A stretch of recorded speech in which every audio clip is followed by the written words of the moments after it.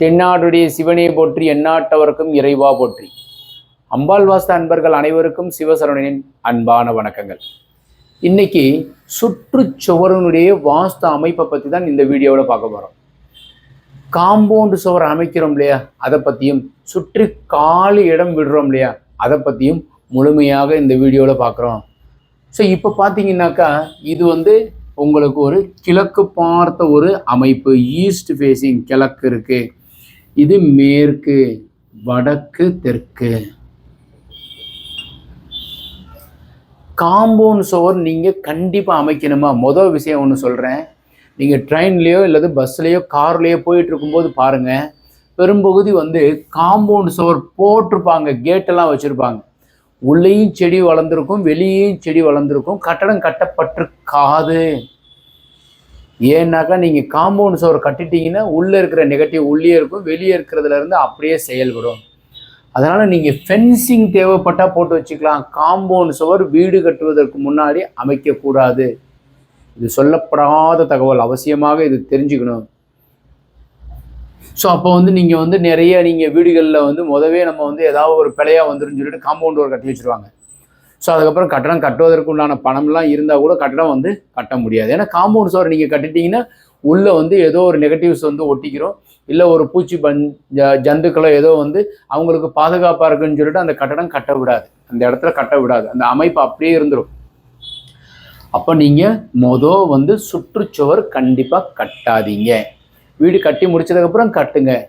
அப்போ கட்டுவதற்கு உண்டான அமைப்பில் நீங்கள் கிழக்க பார்த்த வீடுனாக்கா, பில்டிங் எப்போவுமே நீங்கள் கட்டும்போது கிழக்கு பக்கமும் அதே மாதிரி வடக்கு பக்கமும் நிறைய காலி இடங்கள் விடுங்க. ஸோ இங்கேயும் அதே மாதிரி முன் வகுப்பு இங்கேயும் நிறைய காலி இடங்கள் இருக்கட்டும். அப்போ இது 10 அடினா பின்னாடி 5 அடி, இது 10 அடினா இது 5 அடி. சும்மா ஒரு உதாரணத்திற்கு சொல்லியிருக்கிறேன். முன் முகப்பில் நீங்கள் 5 அடி விட்டுருக்கிறீங்கன்னா பின்னாடி ஒரு 3 அடியோ 4 அடி விட்டுக்கோங்க. ஓகே. இப்போ சுற்றுச்சுவர் எப்படி இருக்கணும் அப்படின்னாக்கா, கிழக்கு பக்கத்தில் இருக்கிற சுவர் நீங்கள் கட்டுறீங்க இல்லையா, அது உயரம் உங்களுக்கு அதிகம், அதாவது இந்த உயரம் கம்மியாக இருக்கணும். மேற்கு பக்கத்தில் இருக்கிற சுவர் உயரம் கிழக்கை விட கூட இருக்கணும். இப்போ கிழக்கு சுவர் நீங்கள் 5 அடி உயரம் காம்பவுண்ட் சுவர் வச்சுருக்கீங்கன்னா மேற்கு பக்கம் 6 அடி வச்சுக்கணும். இது 5 ஃபீட்டோ இல்லை கொஞ்சம் கூட வச்சுருக்கீங்கன்னா அதை விட இந்த பக்கம் கொஞ்சம் தூக்கி வச்சுக்கணும். அதே மாதிரி வடக்கு பக்கமும் 5 அடி வச்சுருக்கிறீங்க, தெற்கு பக்கம் 6 அடி. இல்லை சார் ஒரே மாதிரி வச்சுருக்கீங்கன்னா ஒரு 2 இன்ச்சு நீங்கள் ஏற்றி வச்சுக்கோங்க. இந்த மேற்கு பக்கமும் தெற்கு பக்கமும் கொஞ்சம் உயரம் கூட இருப்பதாக வச்சுக்கோங்க. எப்போவுமே காம்பவுண்ட் சுவர் வைக்கும்போது இந்த அமைப்பில் செயல்படுங்க. நிறைய நண்பர்கள் ஒரு பிழை பண்ணுவதுண்டு. என்னென்னாக்கா, இந்த காம்பவுண்ட் சுவர் இருக்கு இல்லையா, காம்பவுண்ட் சுவர்லேருந்து யார் ஏறி குதித்து வராமல் இருக்கிறதுக்காக அதுக்கு மேலே கொஞ்சோண்டு சிமெண்ட் வச்சு கண்ணாடி எல்லாம் குத்தி வச்சுருவாங்க. யாரும் குதித்து வர முடியாதான். அப்போ அந்த மாதிரி குதித்து வரும்போது நெகட்டிவ்ஸ் இதிலெல்லாம் இந்த காம்பவுண்ட் சுவரத்தில் ஒட்டிக்கிறோம், பாசிட்டிவ் உள்ளே வராது. அதுக்கு தேவைப்பட்டுச்சுன்னா நீங்கள் ஒரு கம்பி மாதிரி எடுத்து வச்சுக்கோங்க, யாரும் ஏறாத அளவுக்கு. அதுக்காக கண்ணாடி குத்தி வச்சிங்கன்னா உடஞ்ச கண்ணாடி வைக்கும்போது உடஞ்ச கண்ணாடி வீட்டுக்குள்ளே முகம் பார்க்குறது வைக்கக்கூடாதுங்கிறது சொல்கிறது உண்டு. ஆனால் நாம் என்ன செய்கிறோம், காம்பவுண்ட் சுவருக்கு மேலே இந்த கண்ணாடியாக குத்தி வச்சுருப்பாங்க. அந்த வீட்டில் ஏதோ ஒரு வகையான பண நெருக்கடி ஏற்படுவதற்கு உண்டான அமைப்பு இந்த காம்பவுண்ட் சுவருக்கு மேலே இருக்கிற கண்ணாடி குத்தி வச்சுருக்கிறதுல கண்டிப்பாக வரும். அதனால் கண்ணாடியெல்லாம் குத்தி வைக்காதீங்க. மேலே வேணும்னா நீங்கள் முள்ளு கம்பி அந்த காம்பவுண்ட் சுவருக்கு மேலே நீங்கள் போட்டுக்கலாம். யாரும் ஏறி குதிக்காத அளவுக்கு நீங்கள் இப்போல்லாம் நிறைய கேமரா வந்துருச்சு, அதுக்கேற்றாப்புல செயல்படலாம். இல்லைன்னா கண்ணாடியை தள்ளி விட்டுட்டு அழகாக ஏறி வந்துடுறாங்க. ஸோ அதனால் கண்ணாடி வைக்கிறதுனால பூச்சிப்பட்டைகள் வேணால் அதில் குத்தி கிழிச்சு இறந்து போயிடும், அதனால் நெகட்டிவ் நமக்கு வரும். ஸோ அதனால் கண்ணாடியெல்லாம் போடாதீங்க. முக்கியமாக ஹைட்டு கூட வைக்கிறதுக்கு உண்டான அமைப்பு வச்சுக்கோங்க. இப்போது காலி இடம் எவ்வளவு ஜாஸ்தி விடணும்னு சொல்லியிருக்கிறேன், காம்பவுண்டு உயரத்தை பற்றி சொல்லியிருக்கிறேன். முக்கியமாக இந்த இதில் செடி வைக்கிறதுல ஈசான மூலை, இதுதான் நார்த் ஈஸ்ட் கார்னர் அப்படின்னு சொல்கிறது உண்டு.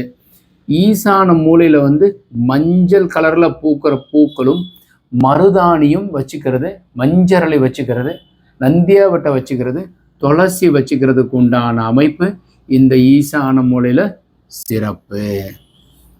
பாரி ஜாதகமும் வச்சுக்கோங்க. அப்புறம் வாசனை திரவியம் கொண்ட மரங்கள் வச்சுக்கிறதுக்கு உண்டான அமைப்பு. அத்தி மரம் சுக்கிரனுக்கு உண்டான பாகம், அக்னி மூலையில் வச்சுக்கிறது ரொம்ப சிறப்பு. அத்தி மரம் இங்கே வைங்க.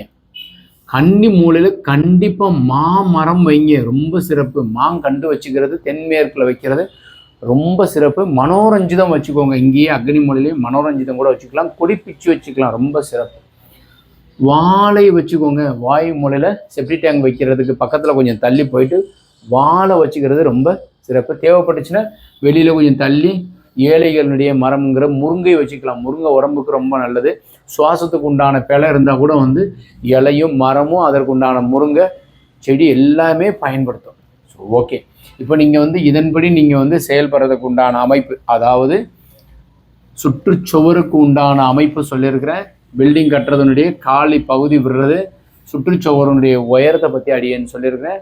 ஸோ பில்டிங் கட்டுறதுக்கு முன்னாடியே காம்பவுண்ட் சுவர் கட்டாமல் இருக்கிறதுக்கு உண்டான அமைப்பில் செயல்படுங்க.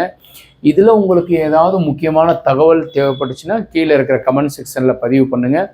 வீட்டிற்கு உண்டான வரைபடம் அடியேன் மதுரையிலேருந்து ஆன்லைன்லேயே செய்து கொடுக்குறோம்.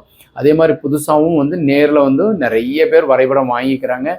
வரைபடம் தேவைப்படுபவர்கள் கீழே இருக்கிற நம்பரை கான்டாக்ட் பண்ணுங்கள். ஒருவேளை உங்கள்கிட்ட வரைபடம் உங்கள் இன்ஜினியரும் ஆர்கிடெக்ட் அமைச்சிருக்காருன்னா அதை எங்களுக்கு அனுப்பி வச்சு நீங்கள் செக் பண்ணி வாங்கிக்கலாம். ஸோ மதுரையிலேருந்து நீங்கள் வந்து தேவைப்பட்டால் நேர்லையும் வரலாம். ஸோ வாங்கிக்கலாம்.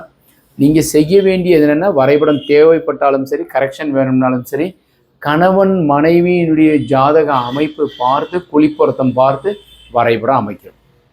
தேவைப்படுறவங்க கீழே இருக்கிற நம்பரை கான்டாக்ட் பண்ணுங்கள். நாளை மீண்டும் நலமான ஒரு அருமையான தகவலுடன் சந்திக்கின்றேன். வணக்கம்.